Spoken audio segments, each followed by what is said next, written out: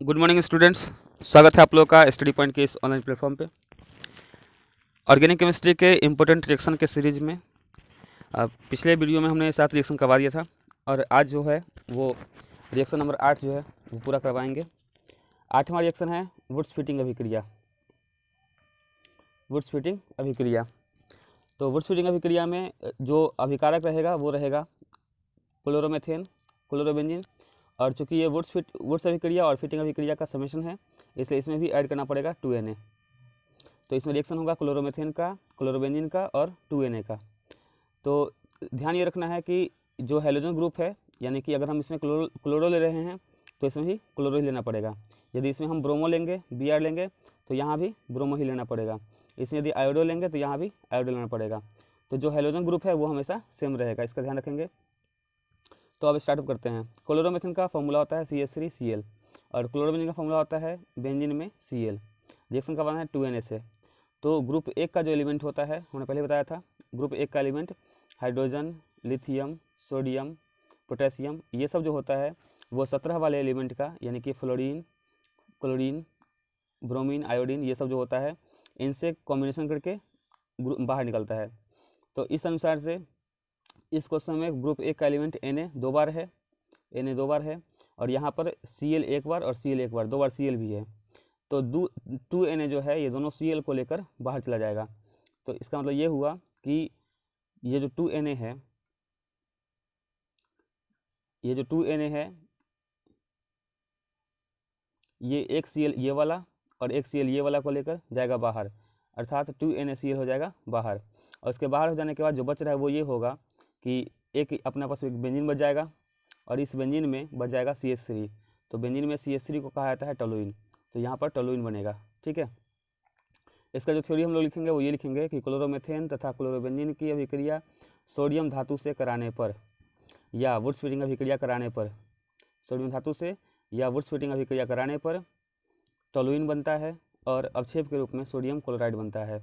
यह हमारा reaction number 8 था। आगे बढ़ते हैं रिएक्शन नंबर 9 की ओर।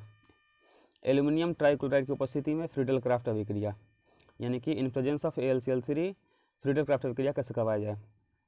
इसमें ध्यान रखना है अभिकारक के रूप में फिनॉल और क्लोरोमेथेन रहता है।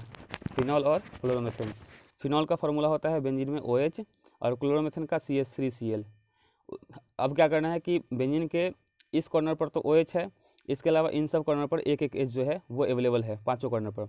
तो एक कॉर्नर के H को एक इस Cl के साथ बाहर कर देंगे तो HCl जो है वो बाहर हो जाएगा और बचेगा बेंजीन प्लस CH3। तो बेंजीन OH और CH3। तो बेंजीन में OH और CH3 को कहा जाता है क्रिसॉल। तो यहाँ पर किसका निर्माण हो जाएगा, क्रिसॉल का। ध्यान रखेंगे उस फ्रीडल के रूप में कौन उपस्थित है, AlCl3। तो इसका जब हम थ्योरी लिखेंगे फ्रीडल क्राफ्ट अभिक्रिया का, तो ये लिखेंगे कि एल्यूमिनियम ट्राइक्लोराइड की उपस्थिति में फिनॉल की अभिक्रिया क्लोरोमेथेन से कराने पर क्रिसॉल का निर्माण होता है तथा हाइड्रोक्लोरिक अम्ल अवक्षेपित होता है। नेक्स्ट है रिएक्शन नंबर 10 कोल्बे अभिक्रिया। ये बहुत ही इंपॉर्टेंट रिएक्शन है, इसको अच्छे से देखा जाए तो सबसे पहला बात यह है कि कोल्बे अभिक्रिया जो होता है, कोल्बे अभिक्रिया जो है ये 3 चरण में पूरा होगा। First step, second step and third step, 3 step में पूरा होता है। सबसे पहले स्टेप में फिनॉल की अभिक्रिया करवाते हैं कास्टिक सोडा से। फिनॉल का फॉर्मूला बेंजीन में OH, कास्टिक सोडा का NaOH। इन दोनों का जो रिएक्शन होगा तो कास्टिक सोडा का OH और इसका ये जो H है, दोनों कॉम्बिनेशन होकर OH और H क्या बना लेगा, जल बना लेगा। जल बनने के बाद बेंजीन में O बच रहा है और Na बच रहा है, यानी बेंजीन में ONA, इसको हम लोग कहते हैं सोडियम फेनॉक्साइड। तो पहले स्टेप के अंदर हम लोग को क्या मिल गया, सोडियम फेनॉक्साइड। पहले स्टेप में सोडियम फेनॉक्साइड मिलता है। सेकेंड स्टेप में क्या करना है कि सोडियम फेनॉक्साइड में कार्बन डाइऑक्साइड मिलाकर गर्म करना है और जो टेम्परेचर होगा वो होगा 393 से 413 केल्विन और प्रेशर होगा 1.5 ATM का। तो इसको लिखा जाए, देखिए इस स्टेप का मैकेनिज्म अच्छे से समझे कि अपने पास एक बेंजीन है और बेंजीन में क्या क्या अवेलेबल था, ONA था। बेंजीन में एक ONA था, इसको थोड़ा ठीक से स्ट्रक्चर कर लेते हैं। बेंजीन था और इसमें ONA था और प्लस में करना है CO2, ये जोड़ना है। देखिए इसके हर कॉर्नर पे एक एक H अवेलेबल होता है, तो यहाँ का जो H है वो H तब तक के लिए इस Na को प्रतिस्थापित करेगा और Na जो है वो जाएगा कॉम्बिनेशन करने के लिए COO के साथ। तो H जाएगा O के साथ और Na आएगा CO2 के साथ। तो यहाँ पर क्या हो जाएगा कि बेंजीन वैसे ही रहेगा, H ऊपर गया तो OH हो जाएगा, और ये जो Na आएगा C और डबल O के साथ वो इस खाली पोजीशन पर जाकर अटक जाएगा। तो यहाँ पर आके COONA अट जाएगा।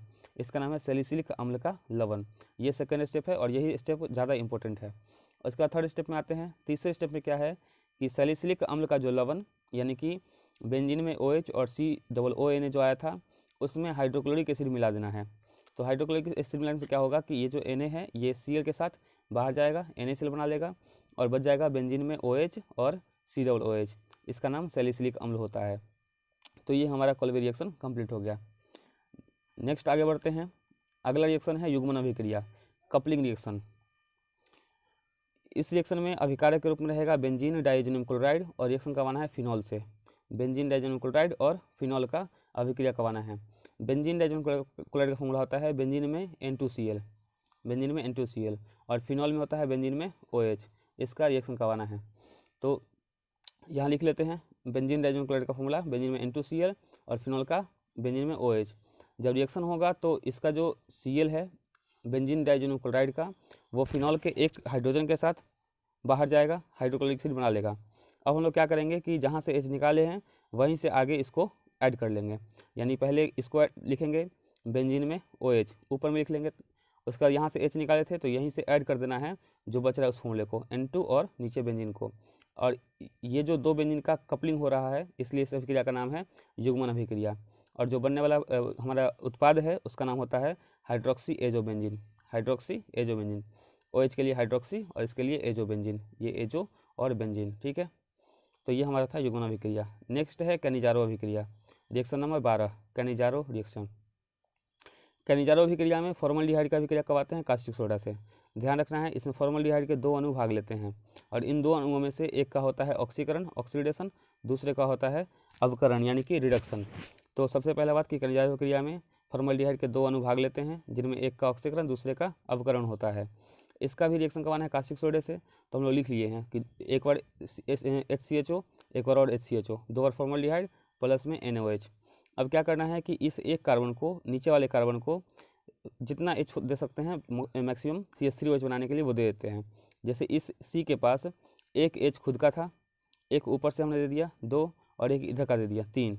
तो C के साथ 3 H एक्स्ट्रा आया था और इसके बाद इस H को इधर कर दिए तो हो जाएगा C, 3 H एक्स्ट्रा आया था और एक O और एक H यानी कि मेथिल अल्कोहल। ये जो बना मेथिल अल्कोहल। अब बच क्या रहा है तो ऊपर वाले में क्या बचेगा, H बच जाएगा, C बच जाएगा।